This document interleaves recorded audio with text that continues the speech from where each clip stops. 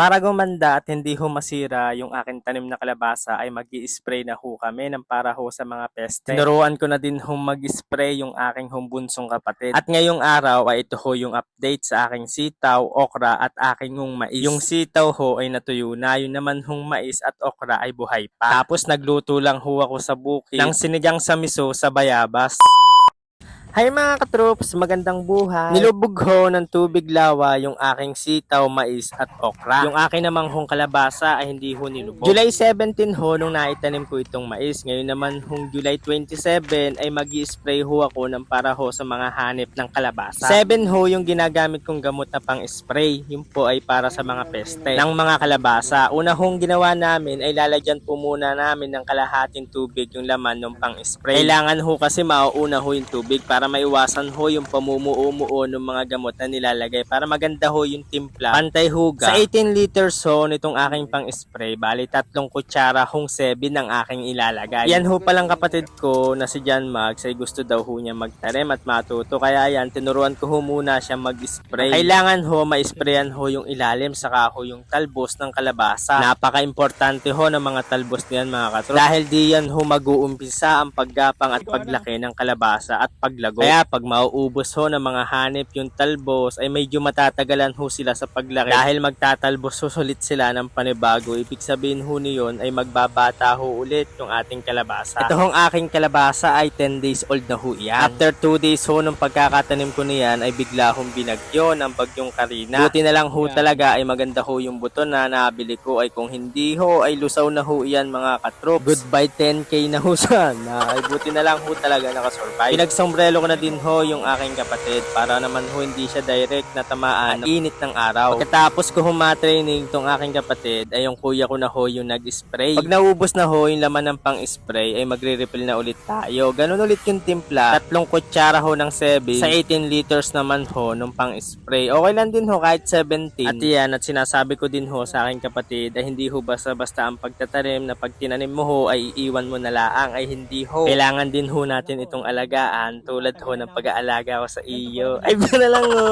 Iniwan na ho namin ng kuya para mag-spray doon. Na-update ko naman ho kayo sa lagay na ng aking sitaw. Ito naman ho yung nangyari sa aking sitaw, okra, saka ho sa aking mais. At ito naman ho si Carla ay nailagay na ho namin sa tabi ng kubo. Ay doon ho kasi sa laot ay mataas na masyado ang tubig. At ito naman ho yung update sa aking okra. Hindi ho siya namatay kasi ang okra ko ay matibay po yan sa tubig. At meron na din ho siya mga paunting-unting bunga. At meron na din ho ako may pang-uulam, ay kahit steam lang ho yan ay pwedeng ulam na ho yung okra. Ito naman ho yung update sa aking mais. Nakalubog pa rin ho siya sa tubig lawa o kaduktong ho ng Laguna de Bay. Iyan ho ay buhay pa ho at maganda. Medyo tumagilid lang ho iyan ng kaunti dahil ho sa bagyo at lakas ho ng hangin. Buti na lang ho talaga ay malakas tong aking mais at nakasurvive pa. At ito naman ho yung update sa aking siling ilabyo. Yung iba hong mga puno ay medyo nalalanta na. At kung sa mga susunod na araw ay huhupa at huhugot ho ang tubig ay mabubuhay pa ho yung ating sili. Pero yung sitaw ho ay hindi na ho iyan makakasurvive. Yung okra at mais ay makakasurvive pa ho iyon. Kaya abang lang ho tayo mga katrops kung kailan ho tayo mag-uunang harvest diyan ho sa okra at kailan ho ma-harvest itong ating mais. Nanguha ho pala ako ng bayabas para makapagsinigang ho sa bayabas. Pag uwi ko ho ng kubo ay ako ho'y may nakitang miso kaya naiba ho yung aking luto. Kaya ang niluto ko na ho ay sinigang sa miso na pampaasim ho ay bayabas. Nung nakaraang araw ho ay nagluto ho ako noon sinigang sa miso, pero yung pampaasim ko ho talaga di yun ay kamyas. Ay ngayon ho ay maiiba, magiging bayabas ho. Ay pwede naman ho yun kasi sinisigang naman ho talaga yung bayabas. Kaya sa masayang ho yung aking miso ay lulutuin ko na din ho sa bangus mamaya. Ay napakasarap ho talaga nitong bayabas na rin mga katrops, kaya napapatikim din ako nito. Pag masipag ka lang ho talaga sa probinsya ay makakatipid ka ho sa iyong mga lulutuin. Madami hong pwedeng kainin dito na naliligaw lang ho sa tabi-tabi tulad ho ng ampalayang ligaw. Kung ligawan na kaya kita, ay bilang ho.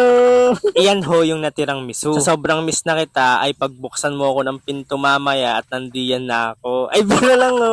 Ibubukod ko ho yung buntot niyan at dahil ho yung buntot ay matinik ay akin ho siyang ipiprito na madami hong hiwa para ho makain din yung tinik pag napirito na. Yung buntot ho niyan ay binabad ko lang ho sa suka, bawang at saka ho paminta na may konting asin. Di yan Pagdating naman ho sa labanos, kung wala naman ho kayong pili ng pangbalat, ay pwede nyo ho yan kayurin ng talim ho ng kutsilo. Dahil sinigang sa miso ho yung aking lulutuin na meron hong bayabas, ay akin hong pinipirito ho yung isda o yung bangus. Konti lang ho yung nilagay kong asin diyan ho sa isda para paglagay ko ho sa sinigang mamaya ay hindi ho aalat. Kung napapansin nyo ho sa aking likuran, yan ho yung sitawan. Ay, nagbistulang lawan na. Naging farm and resort na. Naggisa lang ako ng sibuyas, bawang at saka ho kalamansi. Tapos iginisa ko na din ho yung miso. Tapos naglagay ako ng patis, pampaalat at nilagay ko na din yung bayabas. At para maging masarap ho ang sabaw ay yung pangalawang hugas ho ng bigas yung akin nilalagay. Ilalagay ko na din ho yung labanos at pag na-half cook na isusunod ko na diyan yung sitaw. Naglagay na din ho ako ng pampalasa at nung nakulangan ho ako sa alat ay nagdagdag lang ho ako ng asin tapos paminta. At nung naluto na ho yung sitaw ay nilagay ko na ho diyan yung pinirito kong bangus kanina para lumasa na din ho sa sabaw. Pag ganyan ho talagang malamig at nag-uulan ay kasarap ho talaga magluto na may sabaw na ulam tapos ihigop ka ng mainit na sabaw. Tapos pag may natira hong sabaw diyan ay mamayang hapunan ho ay magpipirito lamang ho ako diyan ng daing. Ay talagang kaulam na iyan. Alam nyo guys, pangalawang init na yan ay mas sumasarap. Kung ako ho yung minamahal mo. Ay gano'n lang Kain ho tayo mga katroops. Ang ulam ko ho ay sinigang sa miso sa bayabas. Mapapa-unli soup ka na, mapapa-unli rice ka pa. Kahit ganyan ho ang nangyari sa aking sitaw ay babawi na lang ho ako sa susunod. Ay hindi ako titigil magtanim para ho may makain tayong mga gulay. Masarap ho kasi talagang kumain pag gulay ang ulam. Maigas man yan o masabawan ay kay sarap ho talaga. Samahan mo pa ng manghang na sausawan. Maraming salamat ho sa inyo mga katroops. Love love!